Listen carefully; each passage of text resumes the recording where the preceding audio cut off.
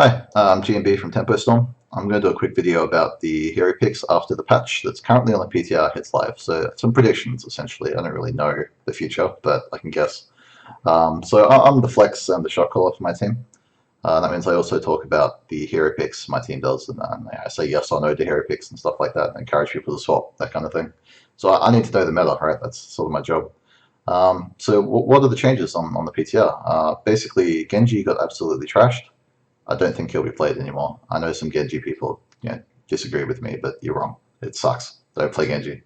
Lucio got a small nerf, 15% speed boost nerf, basically. So 15% actual speed removed, 30% tooltip. So what that means is you'll run 15% slower with the speed boost, essentially.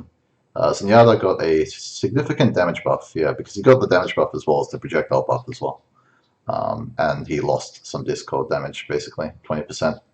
But most Zenyatas I've seen don't discord people effectively, so it's not really a huge deal, especially in competitive. You probably just see them killing more people, which is a good thing, right? Mercy and Hanzo, yeah. So Mercy and Hanzo getting buffed is really interesting because Hanzo is broken. That's why that's interesting. That hero shouldn't synergize well with anything, but just because he's overpowered now, he will, just like McCree was before.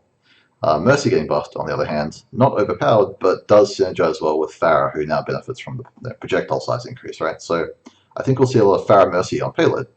And whenever that happens, as we've seen in previous metas, everything slows down. So I think you're going to see a lot of payloads, just really slow defenses, really slow attacks, breaking shields, that kind of thing. And that starts to define which heroes you're going to want to look at for post-patch. So you've already got your Pharah Mercy, I think, a lot of the time, just based on the fact that nothing on that patch can kill Pharah, and Mercy does way more healing than before.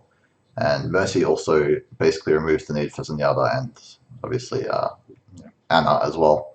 So yeah, I think you'll see a lot of the really old Pharah comps coming back, which is fine because there's a lot more hero diversity in that sort of setup. So you see a lot more Junkrats and Mays and stuff like that, if you like May anyway. So yeah, a lot more hero diversity coming up, I think, in the future.